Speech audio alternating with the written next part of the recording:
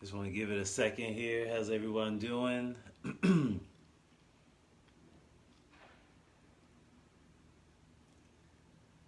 Hey, I hope everyone's having a great holiday season. Have a great New Year's Eve tomorrow and a great New Year's Day. Hey, Katina, I appreciate you watching this. Hey, Jazz. Like the great Jay-Z said, you could be anywhere in the world, but you're here with me, and I appreciate that. And hey, hey, hi Sue, how are you? Just want to let a few people come in before we start today. Of course, daily motivation. We're on day 15, 365 days of consistency, bringing 2020 the year of consistency. And one of the greatest things I've noticed, yay, we ready for 2020, baby. And one of the things I've noticed in my own life and in my own journey, that what holds us back from being consistent is feeling like doing something. Feeling like doing. You ever wake up in the day, you know you're supposed to go to the gym, you know you're supposed to make those calls, you know you're supposed to write that letter, you know you're supposed to go out to that meeting, and you just didn't feel like it. You just weren't in the mood. And the reason I chose this topic today is I don't feel like doing this talk. I really don't. I don't feel like being here. I don't feel like doing this live. I don't really want to do this live right now, but I do it anyway. Why? Because of consistency.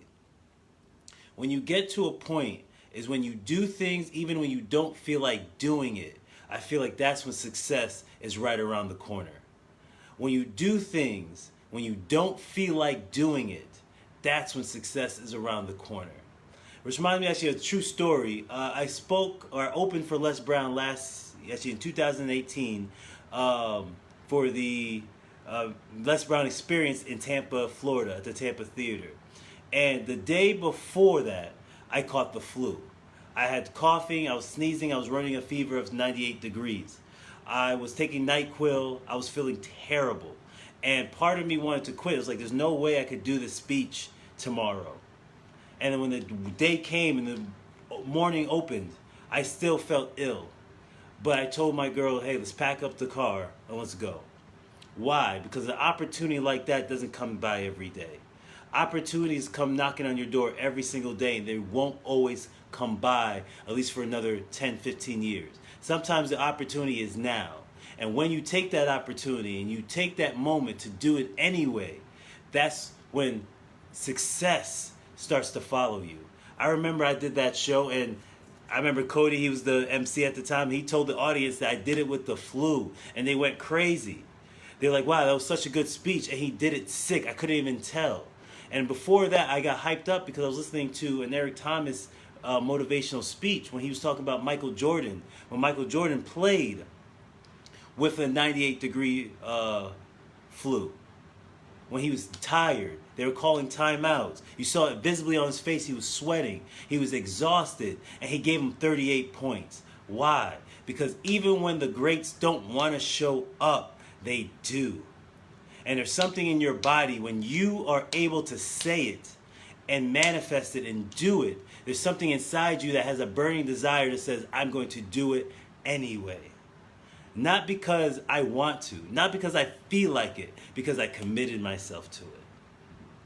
When you commit yourself to something, that's when you're telling your own subconscious mind, your own internal dialogue, that I run the show. It's not about my feelings. It's not if I want to do it. It's not if I'm in the mood to do it. It's because I said I was going to do it, and I do it. That builds self-confidence. That builds a sense of maturity to always show up. How I met Craig Cardone the other day is I just showed up. I didn't want to be in Miami that weekend, but I did it anyway. I remember listening to Grant. He said when he started car sales, he became a professional salesman the day he started coming to work when he didn't feel like it. When he started making sales when he didn't want to. That's when he became a professional. I become a professional speaker when I could get on stage even though I don't want to. I feel like an athlete. I can promise you, Beyonce doesn't want to go on stage every single night. There's some nights where she doesn't feel like being there, but she gives a phenomenal show anyway. There's some power that comes to you when you do it anyway. when you don't feel like going to the gym, but you go to the gym. And then you come back. I used to do that all the time. It's like, man, I don't feel like going here. I would go straight. I used to have this trick. My trick to the gym was I would never go home first. If I go to the gym after work, I would go directly from home to the gym. Why? Because once I get home, that's distractions. That's an option to opt out. So I go directly to the gym and I would work out even when I didn't feel like it. And then it starts to create a habit. And that habit was to work out regardless. So today, even you don't feel like doing what you're doing, and it will happen. I don't feel like doing this, but I'm here with you. Because if you say it, you do it anyway. That makes you a professional. When you can do art when you don't feel like doing art. When you can write when you don't feel like writing. When you could do the gym when you don't feel like doing the gym. When you can make calls when you don't feel like making calls. When you could do live Facebook videos when you don't feel like doing a live Facebook video. That's when you're a professional.